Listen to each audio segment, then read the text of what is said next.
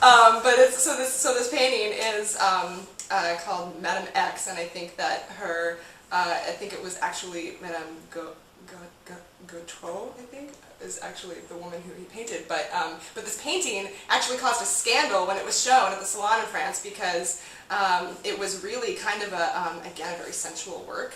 It's a painting of a woman who, there's sort of this aloofness about her. Sex is bad, we all know that. We all know that. Red wine, trouble. Trouble, right? But she's wearing a dark dress. So again, the dark colors that you're talking about, and in the way that it's done, it looks like it could be a really, it's a very warm fabric. It looks like it could be velvet or taffeta or something really cool. Very tactile and inviting. And it's pretty straightforward, you know. It's a portrait, and but what's really beautiful about this work is the expression with this woman and the lines. Some of the lines that happen in her form, and so in particular, she's got her hand on the table, and there's this beautiful line that happens from her shoulder down into where there's this little hook to where her thumb is resting her weight on the table, and it's really a perfect, delicate line that extends from the top of the painting down, and so it's. And one other interesting note about this work is that when he had originally done it, she had her shoulder strap of the dress had come down, and this was, people just overreacted to this, and now when you see the painting, it was repainted so that she actually she's more discreet with both her shoulder straps. Huh. But it's a really vibrant work.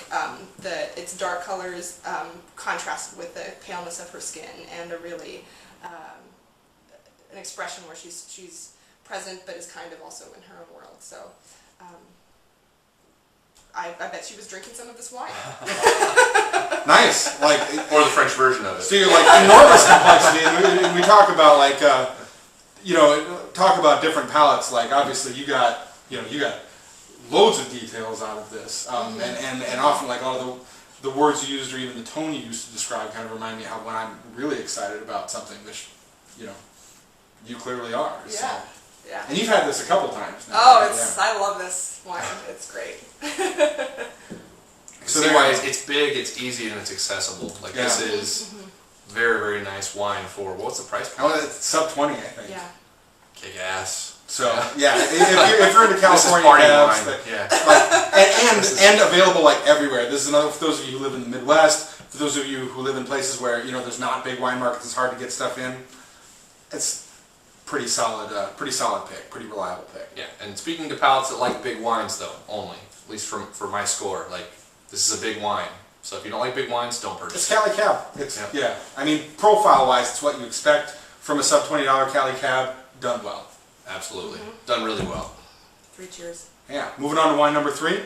This is a lot of words here. The Elio Perrone Moscato d'Asti Sourgal 2008, and. Get the rinse going here. This is we're doing the sparkling wine last because this definitely has some sweetness to it. Didn't want it to mess with the white Burgundy there primarily. But I've got a sweet tooth. Yummy.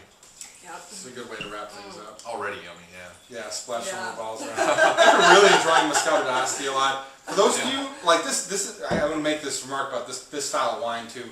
For those of you who have a bit of a sweet tooth, or just dipping your toes into wine, if you haven't tried Moscato d'Asti, get out there and do it. And if you have some friends that I don't know how I feel about wine, or I've tried some but I don't like it too much, if they're open to sweet wine, this is the key to a lot of people's palates, right here. Because it's a little sparkly, people in America, what soda pop's like.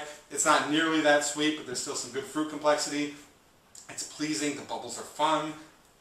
And it's also usually under $20, so. And who doesn't want to dip their toes into some wine, right? Just tell them that. Dip your toes into this. It's true, yeah. Dip your toes into this, you'll love it. I mean. Sparkly. This is awesome. I'd do it. Well, Chaz. I'd do a lot of it. I didn't want to say that, but. I just go ahead and say it. Yeah.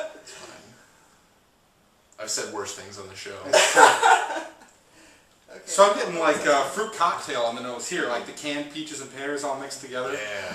You know, and a little bit of that sweet syrup around it. Yeah, there's lots Syrup. of glittering, syrupy goodness Yeah. happening.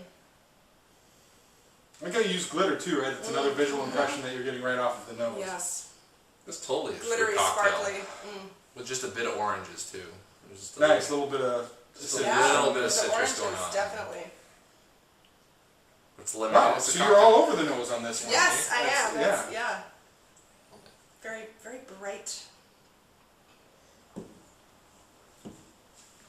Makes me want to dip my toes in. Yeah. I want to dip my in it. Everything! Bathtub, bathtub, bathtub, fill it up. Pretty old play. Scott back, Yeah.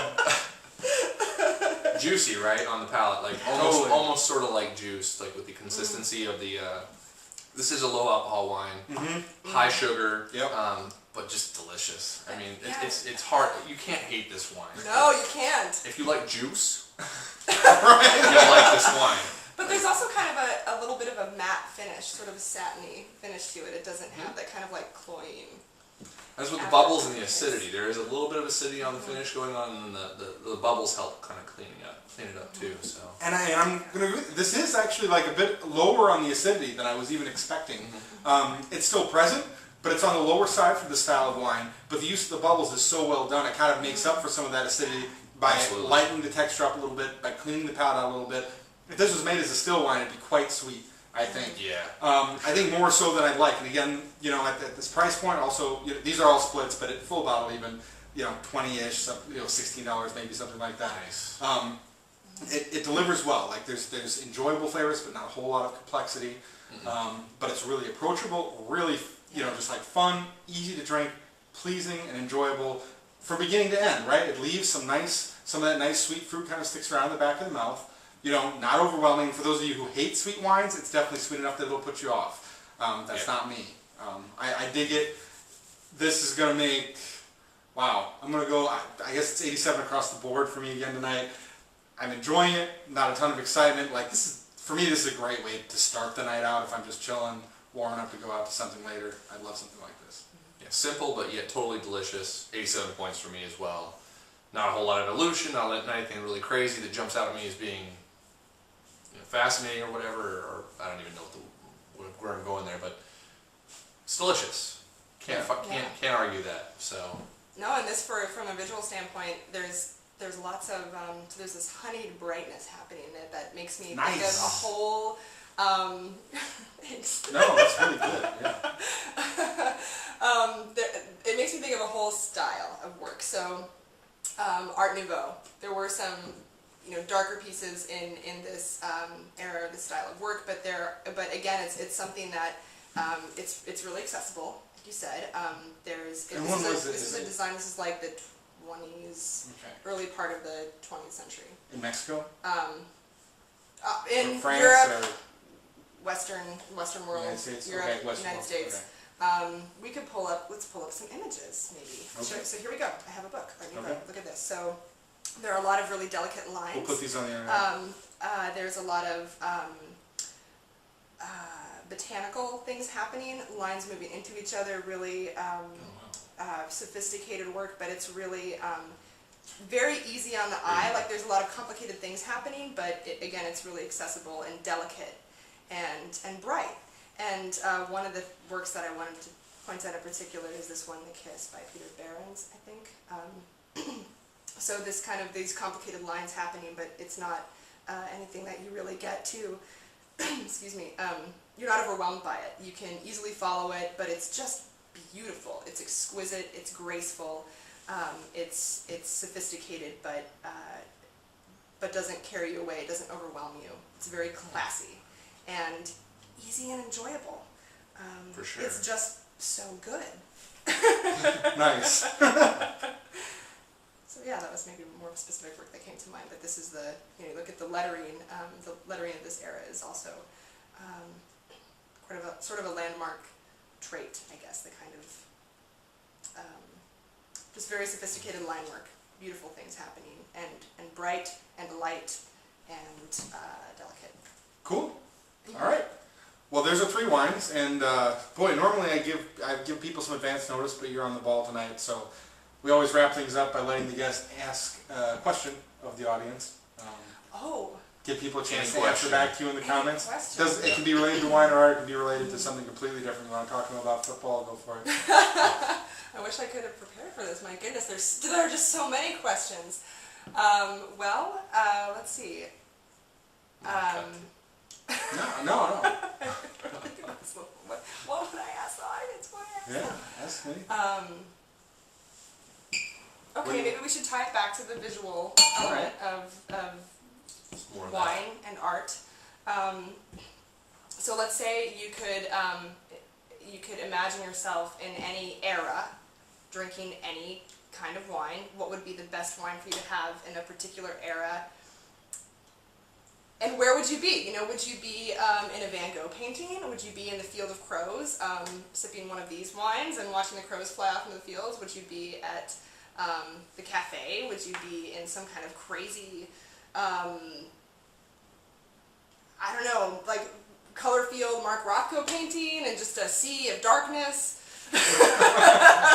Or would you be, I don't know, in a Brancusi sculpture, emulating a bird flying off?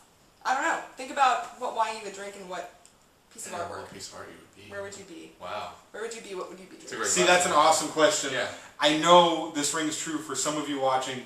Please leave comments because this is an interesting topic, interesting question. Not enough people get to participate in this discussion. So show some love. Thanks for watching. Yep. See you next week. See you next week.